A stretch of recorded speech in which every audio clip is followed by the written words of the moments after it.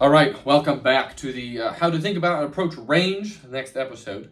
Sorry for the little bit of a break there. I took my instrument in to get professionally cleaned, and all the mouthpieces, and it took a little longer than I thought it would, which is okay. I mean, it was in the time range that they gave me, and they did a great job. It plays fantastic. They cleaned all my mouthpieces. I used New Brighton, sent in my trumpet. They did a great job. It plays great, and all my mouthpieces look nice, spick and span new. This is the Wayne Bergeron studio.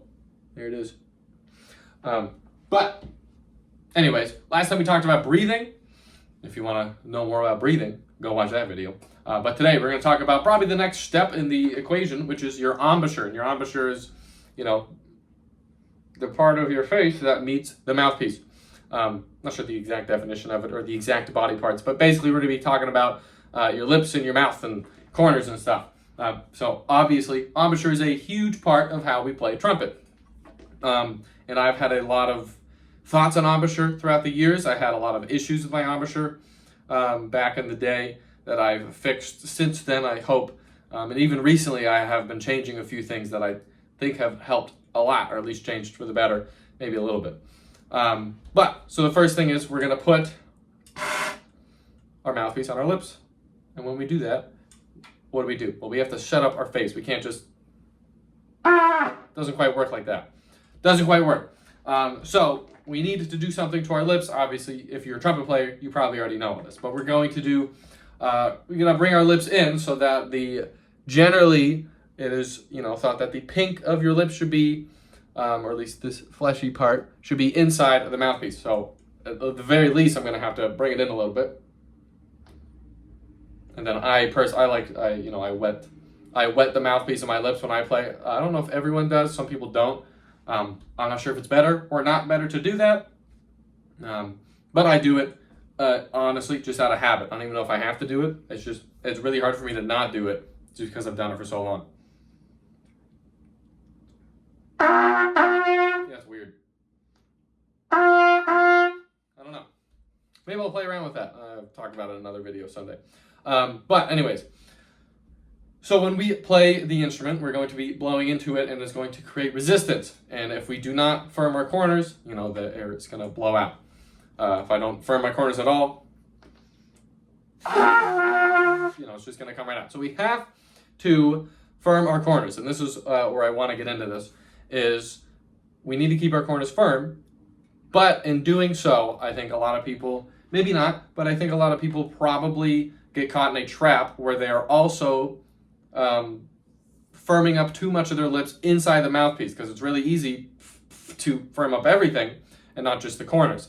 Maybe a sound for that is if I play with firm, if I'm playing like this, I'm like, my corners are firm, but so is everything else. It's not really allowed to vibrate. If I play like that, I might try it.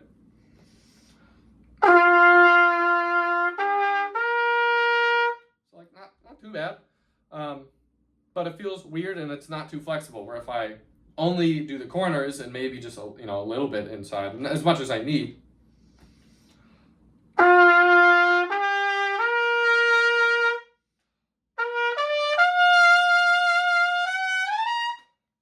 I love the new. I don't know if it's coming through in the on the video, but after it's cleaned, it sounds phenomenal. It sounds great. It sounds phenomenal.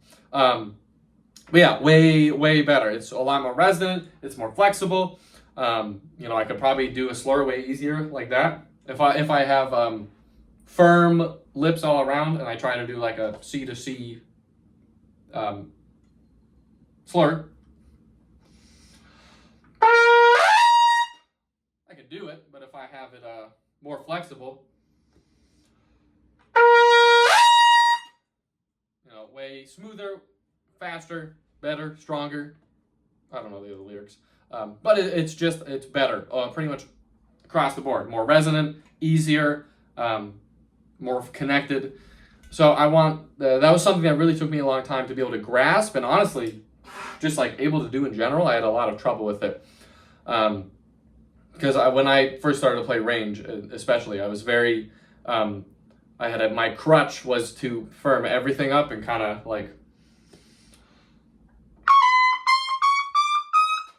firm everything as much as I can rather than, letting that be resonant. That's way better and way louder. Again, the phone might just be peaking or sound terrible, but I promise you it sounds good. Believe me. Anyways, so you need to be able to play range and create that pressure and that fast air stream without closing the lips inside the mouthpiece as much. Maybe like once you get into the triple register, if you just need the last bump or not even triple register, wherever your range is capping out right now. Maybe if you just want to get like a couple more notes, if that, you could try it. But it is probably going to hurt your sound. But again, if you're in the concert and you just need to hit that note and you're maybe not having a great day and that's what you need to do, go ahead and do it and practice, the correct way later.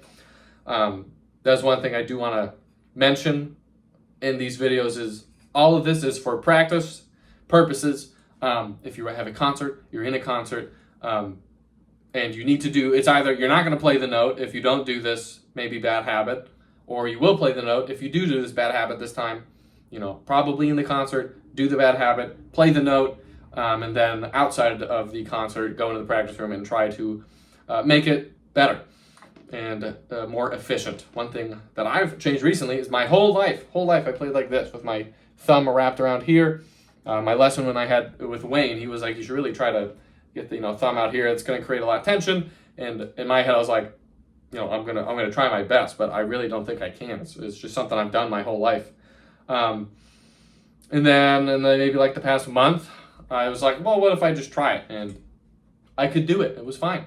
So even now if I were in a concert and I couldn't do this, I'm probably gonna grip it not anymore because I think I can do it like this.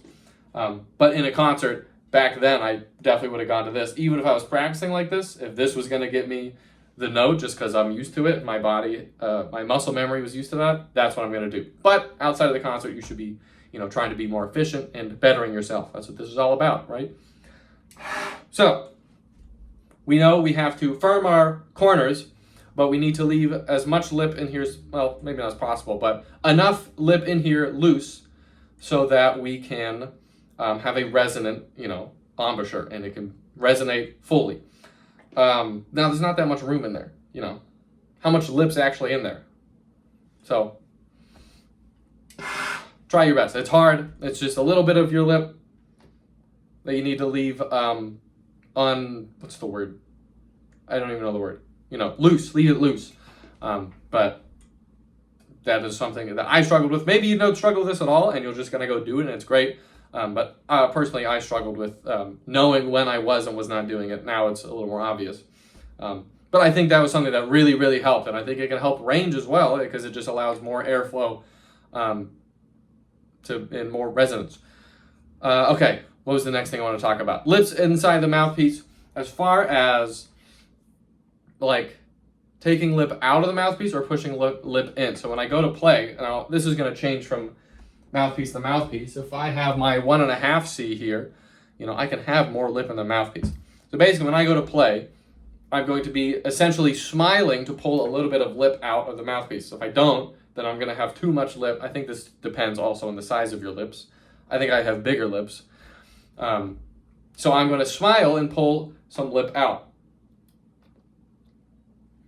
So if I take this away, I'm basically just doing a little smirk, and it's making my lips thinner so that I can have enough room in the mouthpiece to vibrate. Because the size is so small, if you have too much lip, it's just going to get clogged up. I'm trying to shove my lips in there and just take up all the room, rather if I pull them out.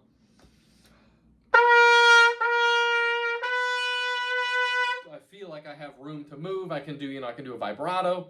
I have room to work with in there, which also, we're not going to get into Reinhardt today, but that also begs the question of how much upper lips to lower lips you should have in. This is something that I've also been exploring a lot over the past year or two. I think I play with more lower lip in there. I'm almost positive I do. Yeah, it's I have all my pink of my lower lip in there, so I play with more lower lip. I'm not sure classification-wise where that puts me. I might do a total separate video on that. Maybe I'll work with someone who's a little more knowledgeable than myself on it. But yeah, you should, based on the size of your lips, I believe that you should be either maybe not pushing your lip. I mean, if you have really, really thin lips, you probably could, but at that point, you're going to have more room. So I don't know. I haven't played with that thin of lips, so I'm not really sure. But if you have bigger lips, maybe work with the idea of pulling out a little bit. I know Louis showed me a video of someone doing this. They essentially went like this. That didn't sound very good because it's not what works for me, but they like did all of that, and they're basically playing with that. They sounded great. So I think it's another very personal thing that you should work with. Do some comparisons and see what works best for you, or is the most smooth, or whatever you like. Now, obviously, if I'm playing in this mouthpiece, which is a 1.5C, I'm probably not going to have to do that as much. I'm not pulling out at all, and I'm pretty much just as resonant. Not pulling. I forgot that the mic kind of gets quiet after I play. I apologize if I'm talking and it's not picking me up. But I can not pulling I'm almost pushing my lips in for that because it's so much bigger. So this does also pertain to what mouthpiece you are on. I'm on the Louis T 1.0, so it's a little, it's not as shallow as some lead mouthpieces, but it's shallow. It's definitely shallow. So I'm going to be pulling my lips out a little bit. Next thing I want to talk about is curling your lips. This is something I did for a while and I've moved away from, and I've had a lot of success moving away from it. I'm not saying everyone should. Again, this is a personal thing. I know, maybe not know, but I'm pretty sure Louis used to do this. I don't know if he did it, but he used to talk about it on some interviews he did back in the day a couple of years ago. But, we all grow as players, so maybe he doesn't anymore. I'll have to ask him. But basically, what I would do, and I would curl my upper lip in like this. I'll hold it in place with the trumpet, or I'd play.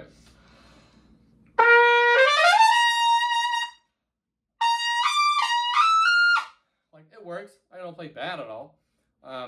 But I've moved away from it, and I found a little more ease, especially in the triple register. I find it helps me a little more to not do that.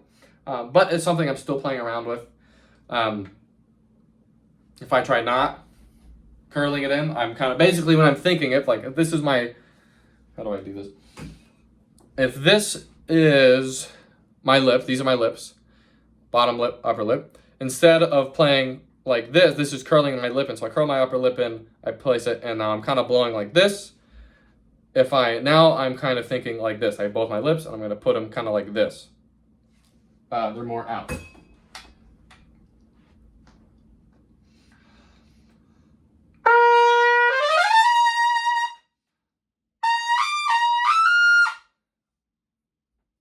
I don't know. I think that one, when I'm playing right now, that feels a little better to me.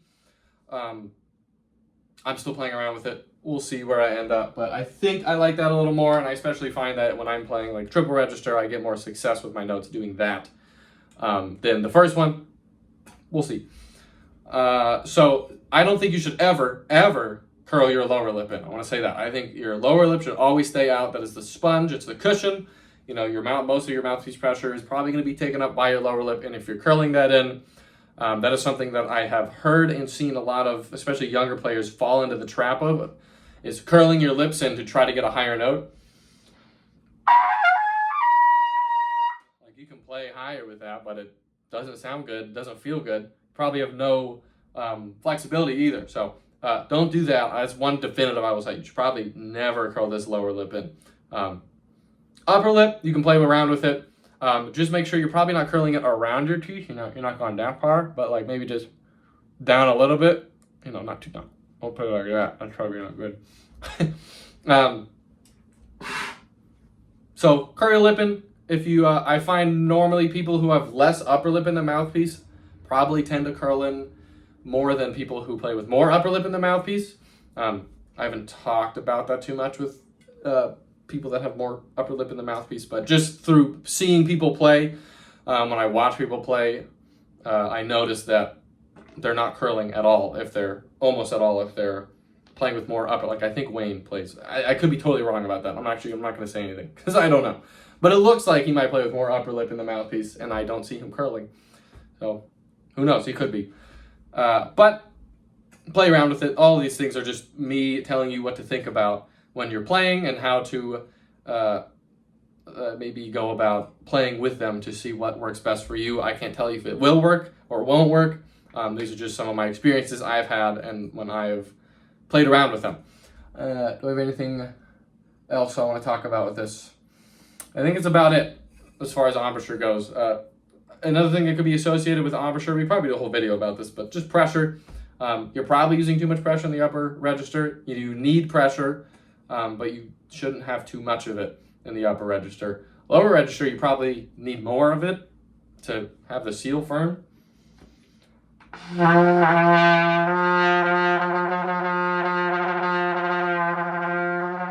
don't know. To be able to articulate in the low register, you need probably more pressure than you think. I don't know. I don't always practice them as much as I should. But, oh well. I think that's all I have for this video. If you have any questions, post them in the comments. I'll do my best to respond. In fact, I will respond if you post a question, assuming I can answer it. That's all I have for you for this one. A bit of a longer one than the last one, but I'll see you in the next one, hopefully. I'm not sure what we're talking about in that one yet, but we'll find out soon. So thanks for watching. I'll see you in the next one.